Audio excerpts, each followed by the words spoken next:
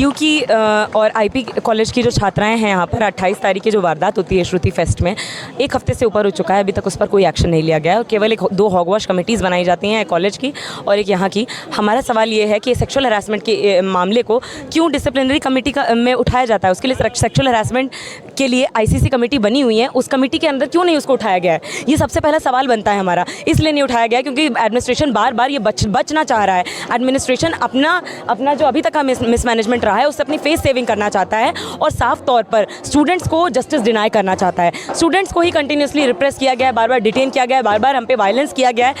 29 तारीख से जितनी बार हमने प्रोटेस्ट किया उतनी बार हमको मैन हैंडल करके, मार के, ग्रैब करके, ग्रोप करके, हमारे ऊपर स्टैम्पीड करके हमको डिटेन किया गया है। वही चीज़ें दोबारा हमारे साथ हुई हैं जिन चीज़ों का हम प्रतिकार कर रहे थे, विरोध कर रहे थे।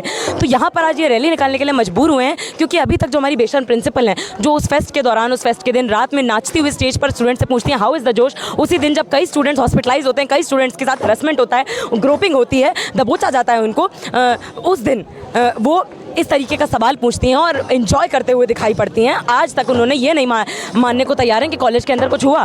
कहती हैं हाँ गेट पर कुछ मिसबिहेवियर हुआ। आप सेक्सुअल हरासमेंट को मिसबिहेवियर कहते हैं, ये कहाँ का कानून है? यूनिवर्सिटी में लिखा है zero tolerance to sexual harassment. यहाँ पर जीरो टॉलरेंस का कोई मतलब नहीं है। जब इस तरीके की वारदातें होती रहती हैं अलग अलग कॉलेजेस में, पॉश इलाकों में, सिविल लाइन्स के इलाके में, सीएम वहीं रहते हैं, सारे मंत्री वहीं रहते हैं, बगल में थाना है, सामने पीसीआर रहती है, उसके बाद कोई सिक्योरिटी अरेंजमेंट नहीं है, तो ये सवाल बहुत बड़ा उठता है कि इस देश की कोई बेटी सेफ है भी कि नहीं? कैंपस में भी नहीं सेफ है, पॉश इलाके में भी नहीं सेफ है, तो बाकी महिलाओं की सिक्योरिटी और सेफ्टी क्वेश्चन का क्या?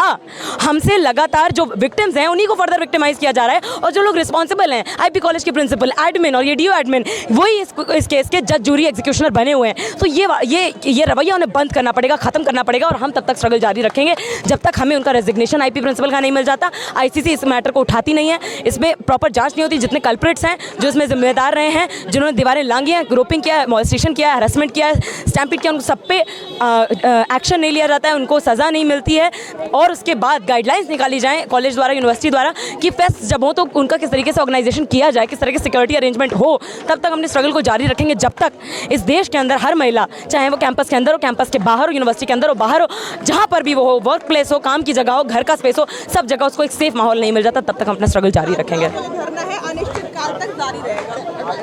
अनिश्चित काल नहीं अभी का जो धरना है वो तब तक जारी रहेगा जब तक हमारी ये इमीडिएट मांगे नहीं मान ली जाती और बाकी जो हमारा लार्जेस्ट स्ट्रगल है women security, women safety question का, वो तब तक चलेगा जब तक इस देश के हर महिला को जो न्याय की प्रणाली है उससे न्याय नहीं मिल जाता और एक सेफ माहौल, एक सुरक्षित माहौल में जीने का उसको अधिकार नहीं मिल जाता। उस घटना के बारे में पूरा बताइए। 28 मार्च को जो हुआ था, 28 मार्च को 3 बजे जैसे रूल है हम लोगों का, गेट बंद हो जाता है एंड उसी टाइम पे एक प्रोफेसर की गाड़ी को अंदर आना होता है और जो लोग बाकी चेकिंग के लिए खड़े होते हैं, रजिस्टर्स जो लोग भी होते हैं वो लोग बाहर खड़े रहते हैं और वो गेट बंद हो जाता है। तो प्रोफेसर की गाड़ी के लिए गेट खोला जाता है।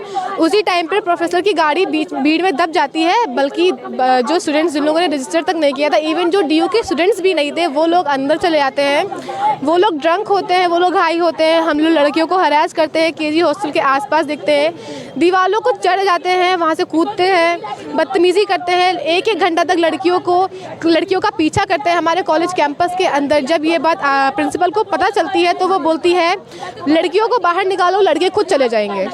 फिर एज स्टूडेंट्स यूनियन हम लोग को मैसेज करती है कि फेस्ट कैंसिल कर दिया गया है तो सब लोग बाहर निकल जाएं। वॉलंटियर्स लड़कियों को बाहर निकालते हैं, बल्कि लड़के वहाँ घूमते रहते हैं। केजी हॉस्टल में लड़कियों को बंद कर दिया जाता है, देवर लॉक्ड इन केजी हॉस्टल, बल्कि बाद में फेस्ट चलता रहता है। फिर वहाँ पे स्टूडेंट्स यूनियन दिखता है, लड़के दिखते हैं, बल्कि जो जिनके लिए फेस्ट हो रहा था, आईपी कॉलेज की गर्ल्स के लिए फेस्ट हो रहा था, उन लोगों को ही अंदर बंद कर दिया गया, उन लोगों को ही उनके कॉलेज के बाहर निकाल दिया गया और फेस्ट हुआ उन लड़कों के लिए जो लोग हम लोगों को ही हरास कर रहे थे। जिस टाइम पे घटना होती है उस टाइम सिक्योरिटी कहाँ जाती है? सिक्योरिटी वहाँ पे थी नहीं, 2-3 पुलिस वाले भी थे, वो लोग साइड में थे। जब उनसे बोला, उन्हें ये पूरा घटनाक्रम नहीं दिखा? जब उनसे बोला गया कि हम लोगों को मदद चाहिए तो उन्होंने बोला तू होती कौन है, और कॉलेज कैंपस के अंदर आते ही उन लोगों ने हमारे ही कॉलेज गार्ड्स को मारना शुरू कर दिया। ये सब प्रशासन बोलता है? हाँ। होते कौन हो? हाँ, ये हम लोगों को पुलिस ने बोला, ये वॉलंटियर्स के मुंह पे बोला गया है।